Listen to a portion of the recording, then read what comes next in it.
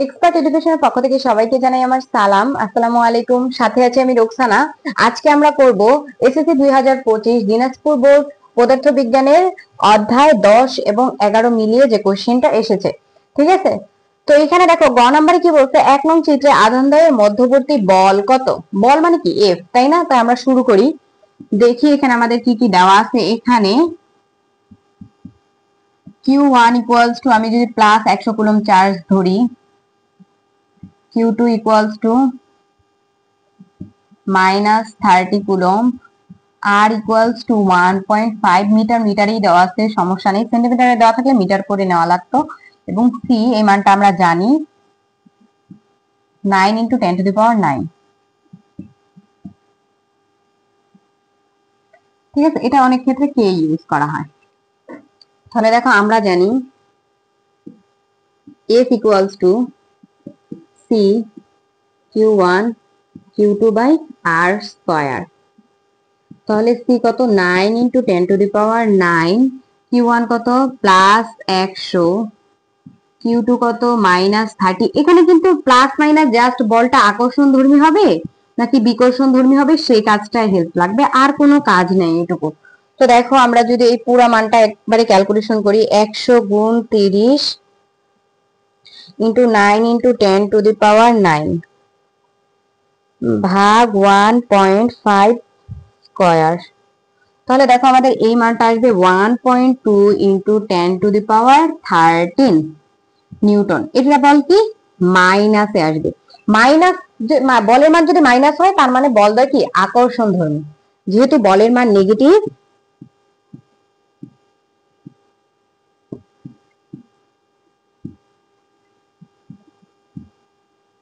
তাই চার্জ দুটি এত বলে পরস্পরকে আকর্ষণ করবে।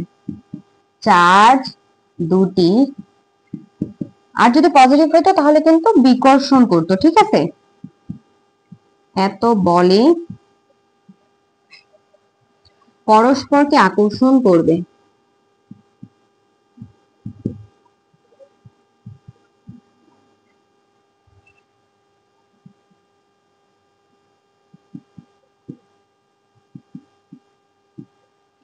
এরপরে দেখো কি বলছে, 2 নং চিত্রে অ্যামিটারটি সঠিক পাঠ দিচ্ছে কি, এটা গাণিতিক বিশ্লেষণ চাইছে। তো আমরা এখন 2 নাম্বার করব, যেটা 11 নাম্বার চ্যাপ্টারের ম্যাথ।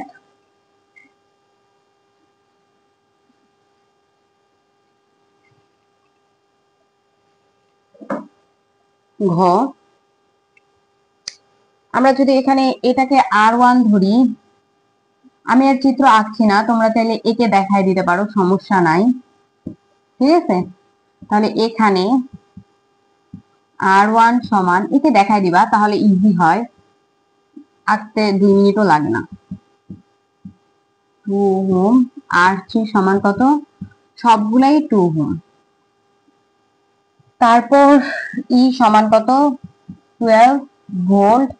আর অ্যামিটার পার্ট 2 অ্যাম্পিয়ার দেওয়া আছে, ওটা আমি লিখলাম না যেহেতু আমার আপাতত লাগছে না। তাহলে দেখো এই R1 আর R2 কিন্তু সমান্তরালে আছে, তাই না? আর R3 হলো তাদের সাথে শ্রেণীতে আছে। তাহলে আমরা জানি 1/RP সমান কি হয়, R1 1/R2। তাহলে এটা যদি আমরা বের করি কত হবে, লসাগু 2, 1 যোগ 1, তাহলে আমাদের কত 2 1/RP। এগুলা প্রত্যেকটাতে 1/RP হবে, আমি লিখলাম না, আচ্ছা লিখেই দিচ্ছি। তাহলে এবার আরপিটা যেহেতু নিচে, উল্টায় দিব 2/2, এই সাইডের এটাকে উল্টায় দিলাম, অতএব আরপির মান কত হচ্ছে 1। ঠিক আছে, তাহলে আরপির মান 1, অতএব এখন দেখো আমাদের তুল্য রোধ আর ই মানে ইকুইভ্যালেন্ট রেজিস্ট্যান্স, তাহলে কত হচ্ছে R3 প্লাস কত আরপি সমান কত হচ্ছে 2 যোগ 1, 3 ওহম। ঠিক আছে, তাহলে এটা হলো আমাদের ফুল বর্তনীটার রোধ, পুরা বর্তনীটার রোধ। এখন আমরা কি বের করব, পুরা বর্তনী। আমার এটা মাথায় রাখবা যে তোমার এখানে যেহেতু অ্যামিটারের পার্ট চাইছে, অ্যামিটার কি করে, তড়িৎ প্রবাহ নির্ণয় করে। তো ওই অ্যামিটারের ওইটুকু পার্টের তড়িৎ প্রবাহ নির্ণয় করার জন্য আমাকে আগে ফুল বর্তনীর তড়িৎ প্রবাহ নির্ণয় করতে হবে। যেহেতু ফুল বর্তনীর তড়িৎ প্রবাহ নির্ণয় করব, তাই আগে আমাকে ফুল বর্তনীর আর নির্ণয় করতে হবে। তো আমি পুরা বর্তনীর আর নির্ণয় করে ফেলছি, ফুল বর্তনীর আমার তড়িৎ চালক শক্তি দেওয়া আছে। এখন এটা ইউজ করে আমি ফুল বর্তনীর তড়িৎ প্রবাহ পেয়ে যাব। অ্যামিটারটা কিন্তু আমার জাস্ট এইখানে সংযুক্ত আছে, কাজেই তড়িৎ সে কিন্তু জাস্ট এইটার তড়িৎ প্রবাহ শো করবে। যদি অ্যামিটারটা আমি এখানে বা এখানে বা এখানে দিতাম, অর্থাৎ ডিরেক্ট বর্তনীর সাথে সিরিজে সংযুক্ত করতাম, তখন কিন্তু অ্যামিটারটা আমার পুরো বর্তনীর তড়িৎ প্রবাহ শো করতো। কিন্তু এখন যেহেতু আমি জাস্ট ওর সাথে কি করছি, সংযুক্ত করছি, তাই শুধু ওইটুকু পার্টের তড়িৎ প্রবাহ শো করবে। তাহলে আমি পুরো বর্তনীর তড়িৎ প্রবাহ থেকে ওইটুকু পার্টের তড়িৎ প্রবাহ বের করে দেখবো যে 2 অ্যাম্পিয়ার আসে কিনা। যদি আসে তাহলে অ্যামিটারটা সঠিক পার্ট দিচ্ছে।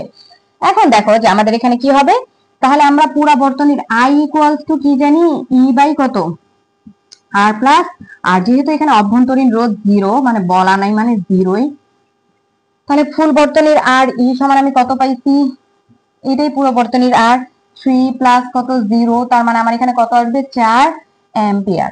তাহলে এই 4 অ্যাম্পিয়ার তড়িৎ প্রবাহ কিন্তু আমি কি এই পুরো বর্তনীতে আমার 4 অ্যাম্পিয়ার তড়িৎ প্রবাহ আছে। এই 4 অ্যাম্পিয়ারের মধ্যে এখন আমার এই পার্টটা কি পুরাটাই 4 অ্যাম্পিয়ার পাবে, তাই না? এই পার্টটা পুরাটাই 4 অ্যাম্পিয়ার পাবে, কিন্তু এই পার্টের আবার দুইটা পার্ট আছে, এ আর এ, তার মানে দুইজনে কি ভাগ করে নিবে। তাহলে এই পার্টের তড়িৎ প্রবাহ যদি আমি বের করতে যাই, আমাকে এই পার্টের কি জানতে হবে, বিভব জানতে হবে। এই পার্টের বিভব কোনটা, এই পার্টের বিভব হলে এই পুরাটার বিভব, তাই না? আমরা সমান্তরালে কি জানি যে বিভব সেম থাকে। তাহলে আমি যদি এই পুরো অংশটুকুর বিভব বের করতে পারি, সেই বিভবটা এও পাবে এও পাবে। তাহলে বিভব ভি বের করার জন্য আমাদের কি লাগে, ভি ইকুয়ালস টু কত, আই আর।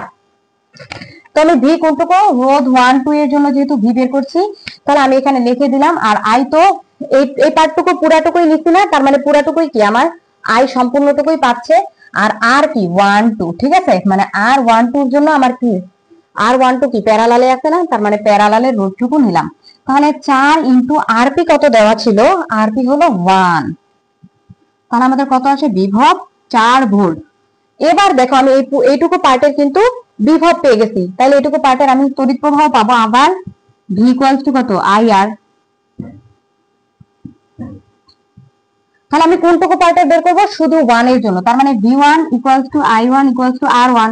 তাহলে I1 সমান কত হবে, V1, V1 কত 4 ভোল্ট, যেহেতু এইটুকুর সমান্তরাল পার্টে বিভব সেম, তার মানে এও 4 পাবে এও 4 পাবে, 4। আর আর কত, আর হলো 2, তাই না? তাহলে I1 সমান কত, 2 অ্যাম্পিয়ার।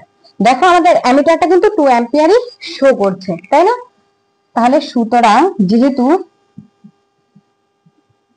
R1 দিয়ে প্রবাহিত তড়িতের মান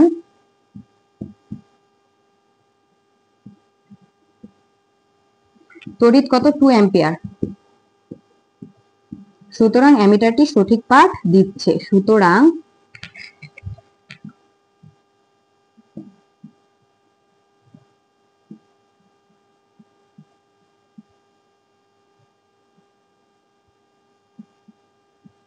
সঠিক পাঠ দিচ্ছে। তো এই হলো এই সম্পূর্ণ ম্যাথটা। ধন্যবাদ সবাইকে।